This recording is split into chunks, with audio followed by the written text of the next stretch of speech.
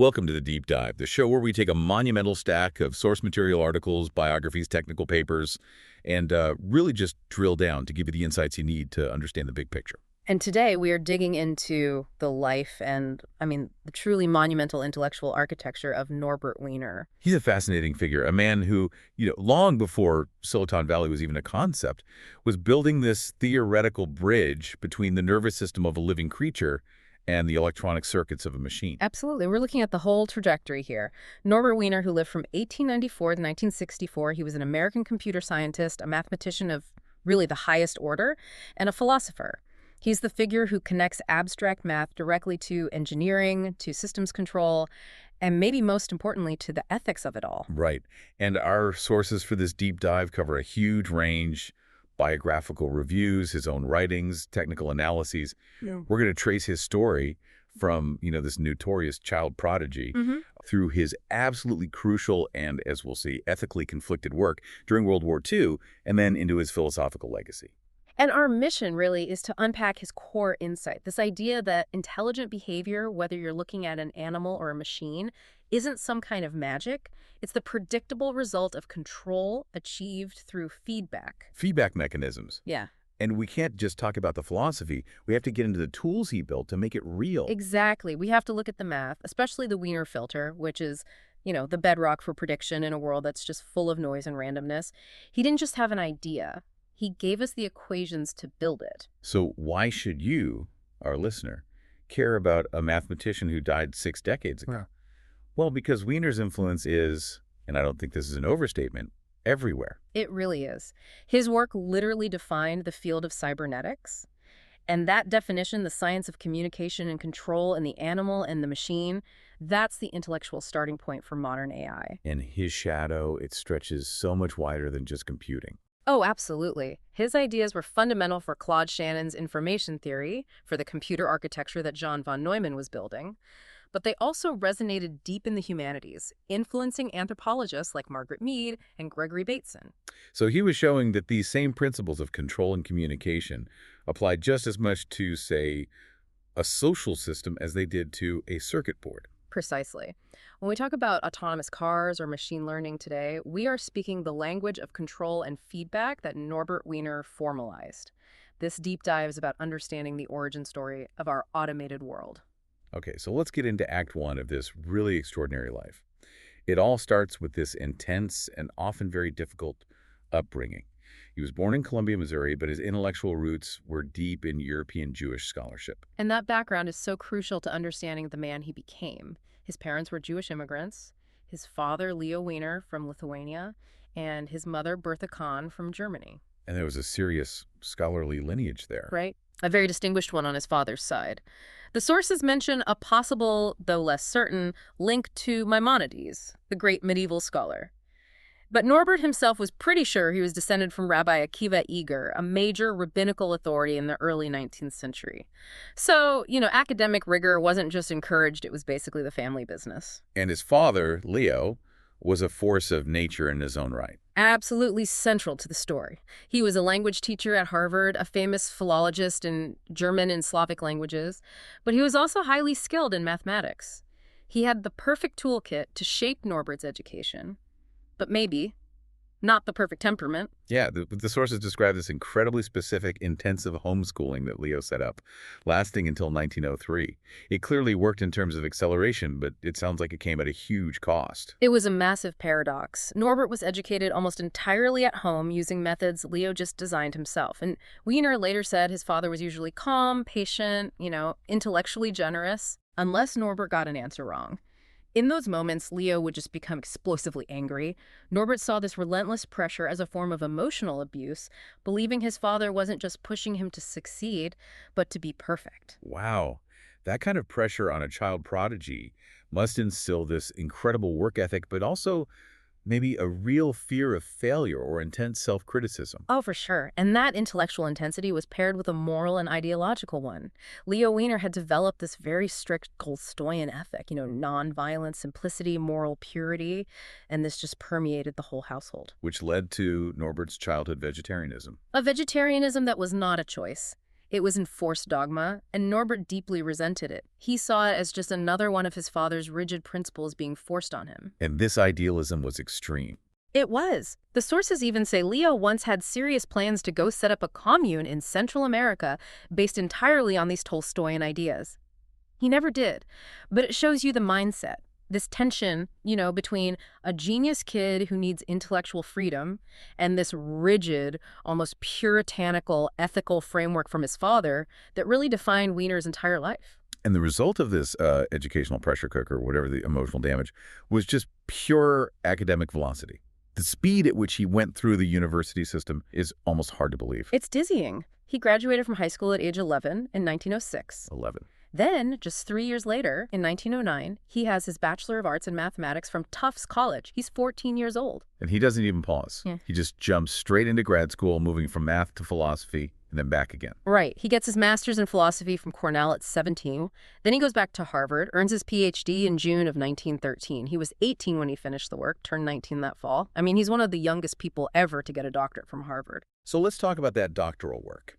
It was in mathematical logic, comparing people like Ernst Schroeder, Whitehead, and Bertrand Russell.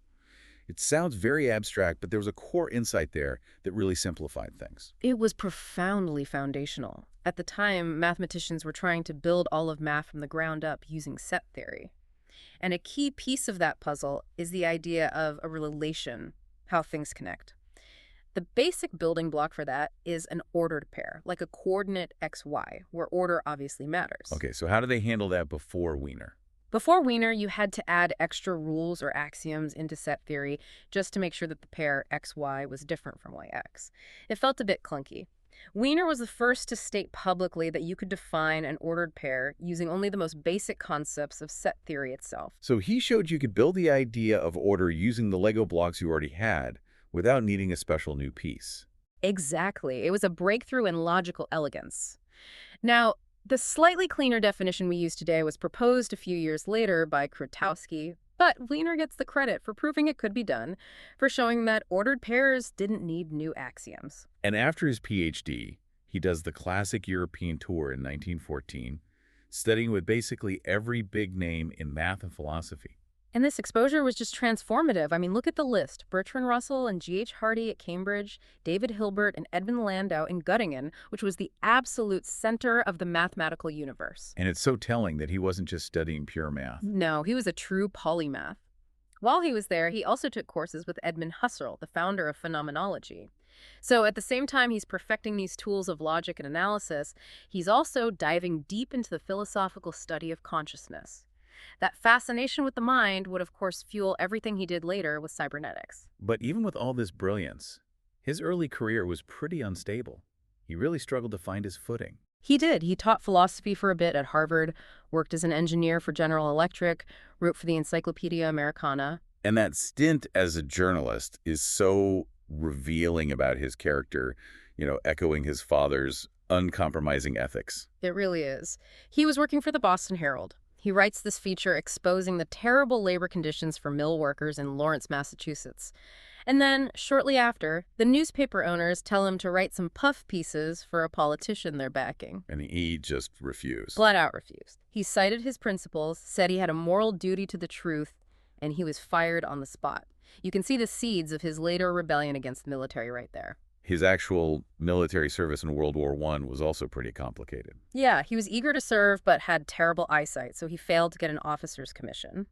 But by 1918, he's working as a civilian on ballistics at the Aberdeen Proving Ground. This was his first real taste of applying advanced math to these complex, real-world dynamic systems. But he still felt he needed to serve in uniform. He did, and his moral code insisted on it. When he finally enlisted as a common soldier, he wrote home saying he'd consider myself a pretty cheap kind of a swine if I were willing to be an officer but unwilling to be a soldier. Wow. It's that Tolstoyan influence again, that belief in ethical equality.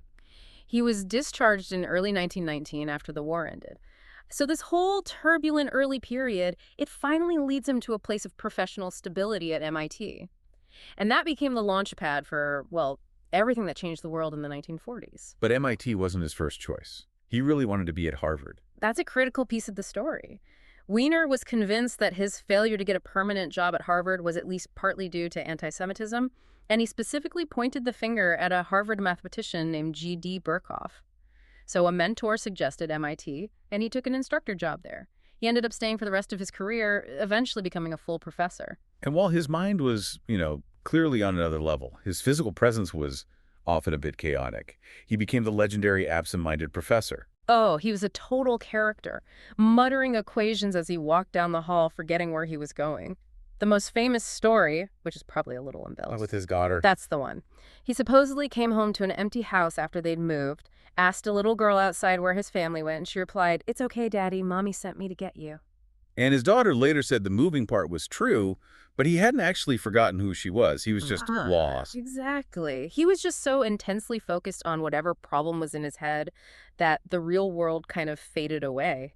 And in 1941, that intense focus was suddenly yanked back toward military problems with the start of World War II. Right. And despite his pacifist leanings from the First War, he accepts an appointment with the National Defense Research Committee, the NDRC, under Vannevar Bush.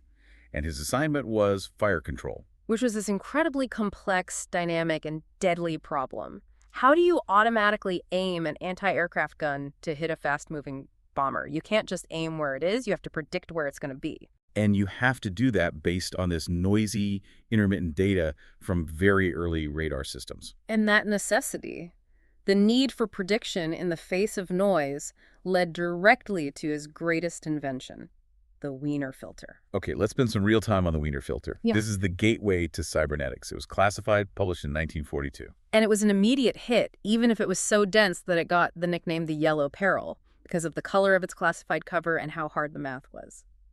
So functionally, what is it doing?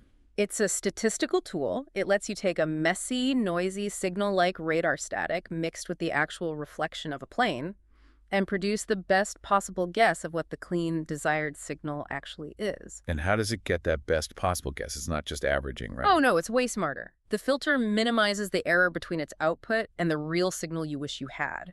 And the genius of it is that it does this by understanding the statistical nature of the noise itself. You're not just smoothing things out, you're mathematically describing the randomness so you can predict what the signal should be. So it's a proactive predictive engine, and it was developed at MIT's Rad Lab specifically for that German bomber problem. Right. But the minute he solved it, he saw the profound generality of the math. This wasn't just a gadget for a gun. This was a theory for predicting the future as best you can based on incomplete, noisy information about the past. Prediction, he realized, is just an optimal form of filtering. And this research put him on a path parallel to Claude Shannon, who was basically inventing information theory at the same time. Yes, their approaches were different but equally foundational. Wiener pioneered this idea of modeling an information source, like the bomber's movement, as a specific kind of random process, a type of noise. If you can define the randomness, you can build a control system to handle it. That was the leap. And this leap took him from guns to biology. He started to see that the same feedback that aimed at the gun was at work when, we reached for a cup of coffee. That's the birth of cybernetics right there. It led to this pivotal 1943 paper, Behavior, Purpose, and Teleology, that he wrote with the physiologist Arturo Rosenblueth and his assistant Julian Bigelow. And this paper was the first to explicitly say that goal-seeking behavior purpose in both living things and machines comes from self-regulating feedback. The analogy is perfect. When you reach for a cup, your nervous system is constantly getting feedback on your hand's position and sending control signals to adjust the muscles until you get there. And that's the exact same logic as the anti-aircraft gun correcting its aim based on radar feedback. It's the same fundamental process. And that all culminated in his book Cybernetics in 1948. He coined the term from the Greek word for steersman or governor. And the definition he gave is still the one we use: the science of communication as it relates to living things and machines. And he argued, really forcefully, that all intelligent behavior is just the result of these feedback mechanisms, which could be quantified and, crucially, simulated by machines. This idea was an atom bomb in the intellectual world. It just exploded, influencing engineering, computer science, biology, even how we think about societies. It's so interesting that he wrote a lot of this foundational book while he was in Mexico. He did. He started writing the bulk of cybernetics while he was in residence at Mexico's National Institute of Cardiology starting in 1945. And that's important because it shows his focus was already shifting away from military applications and toward biology and medicine. He was captivated by the universal nature of the math. Okay, so to really get cybernetics, we have to appreciate the mathematical tools Wiener built.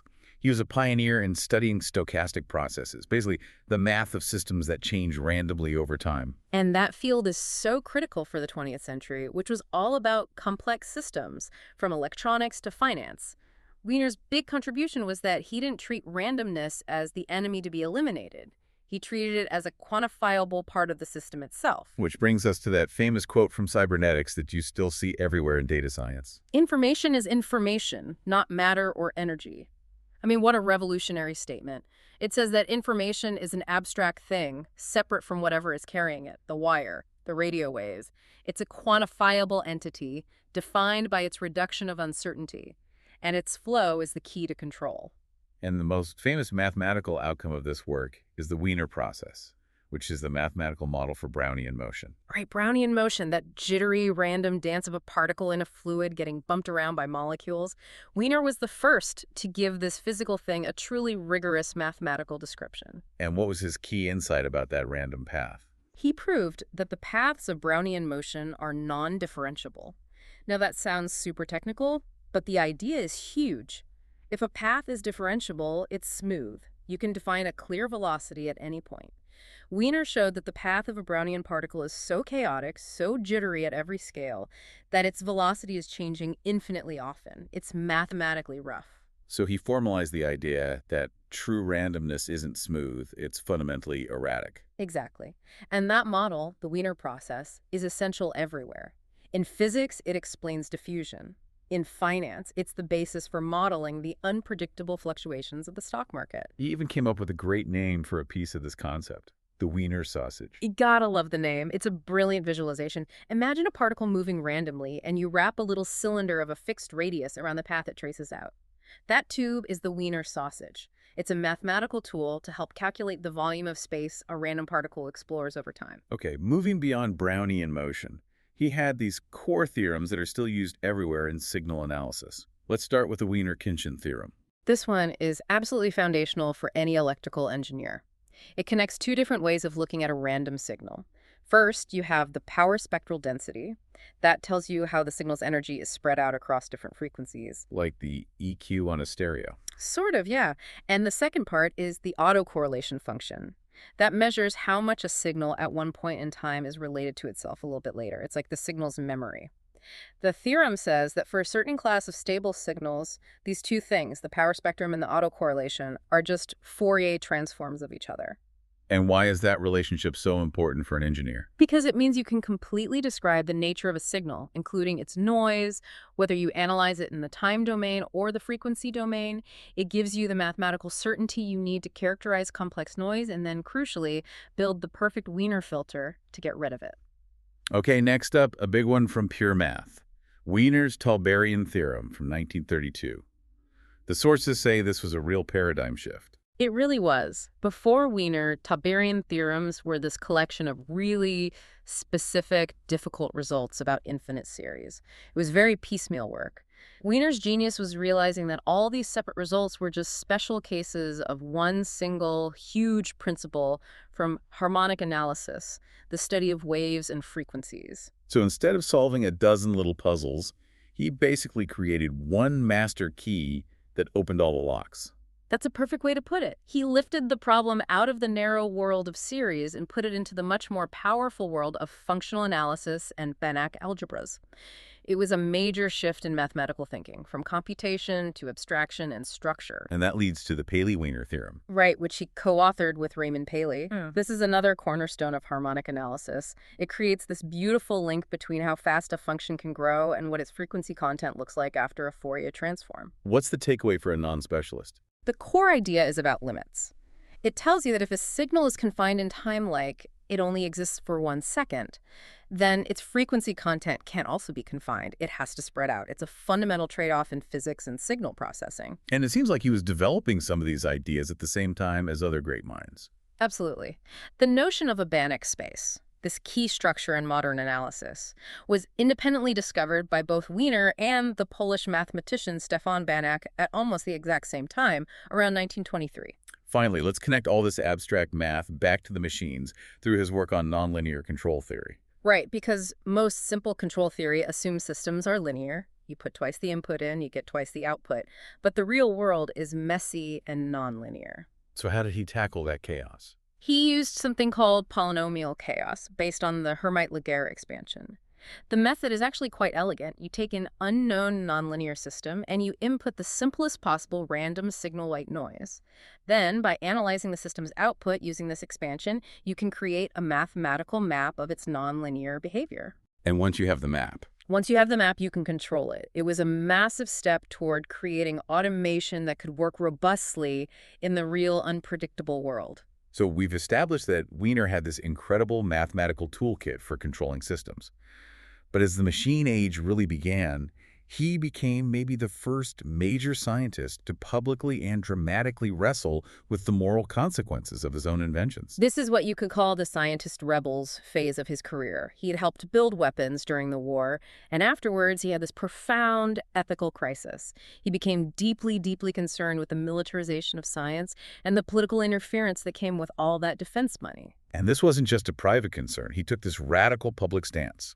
He refused all government funding and refused to work on any military projects after the war. That must have made him a pariah in some circles. It really did. He became an iconoclast. He laid out his case in this famous, scathing article in the Atlantic Monthly in 1947 called A Scientist's Rebels. It was a call to arms, telling scientists they had a moral agency, that they had to think about how their work could be abused before they took the money. And this ethical position puts him in direct philosophical conflict with other giants of the time, especially John von Neumann. This contrast is so fundamental to AI ethics today. For Wiener, technology was inherently moral. The creator had a responsibility to guide its use and even withhold it if necessary. Whereas von Neumann's view was totally different. Completely. Von Neumann believed technology was ethically neutral. For him, the scientist's job was just to see what was possible. If the military wanted to use it, whether as a computer or an atomic bomb, that was a political problem, not a scientific one.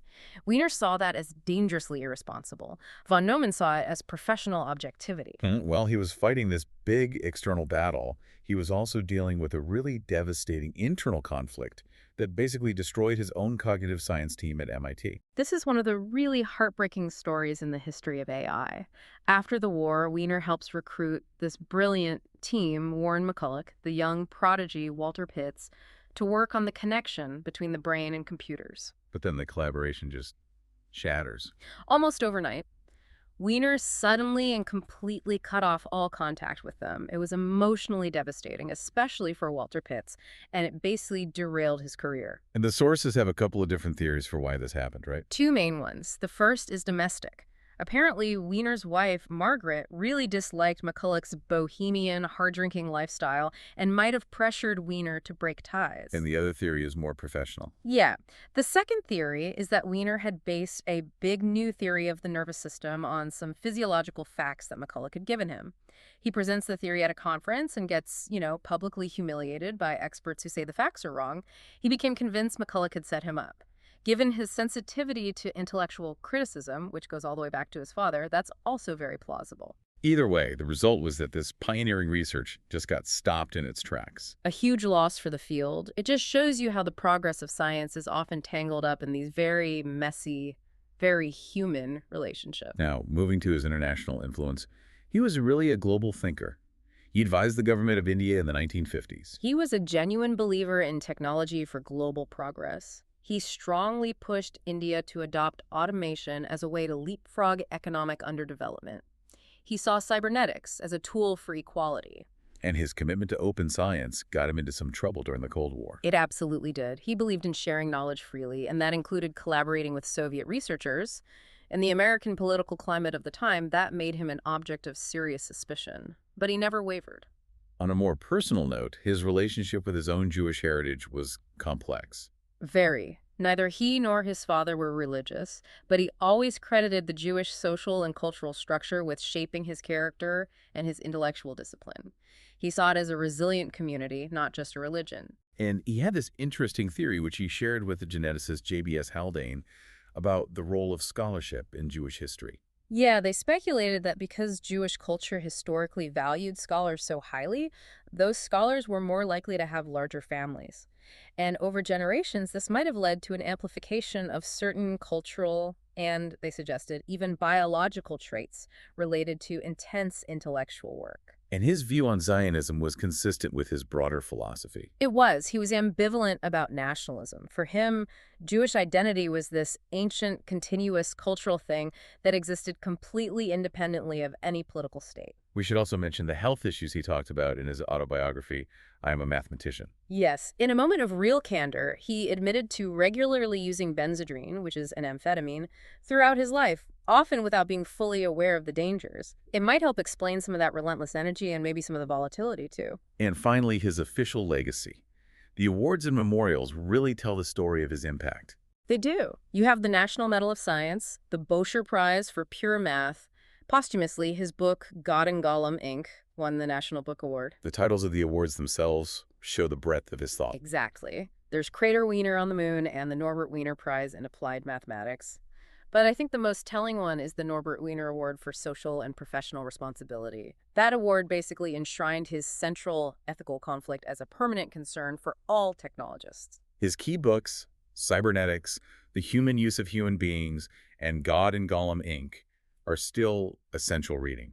He died in Stockholm in 1964 from a heart attack. He was 69. So we've spent this deep dive tracing the path of a mind that really did bridge the gap between pure math and autonomous machines. As we wrap up, what are the core takeaways you, the learner, should carry forward about Norbert Wiener? I think you have to remember him as the architect who made feedback the universal language connecting biology and engineering. He gave us the framework that shows a nervous system controlling a muscle is solving the same basic problem as a machine tracking a target. And on the mathematical side, the Wiener filter is his monument. It proved that prediction is fundamentally an act of optimally filtering noise. That's a concept that is still central to, everything from your phone's GPS to financial models. But for me, the most powerful legacy is his ethical one. He was worried, deeply worried, that by creating these intelligent machines, these golems, we might lose control of them, or even worse, just hand over our moral judgment to them. That's what his final book, God and Gollum, Inc., is all about. We've seen that Wiener's brilliance was always driven by this deep desire to understand systems, whether they were chaotic, like Brownian motion, or predictive, like an anti-aircraft gun. His life was this constant struggle between technical possibility and ethical responsibility. As you look at the growth of AI today, Wiener's legacy forces you to ask that essential question. If intelligence is just feedback loops, what is our responsibility in designing those loops?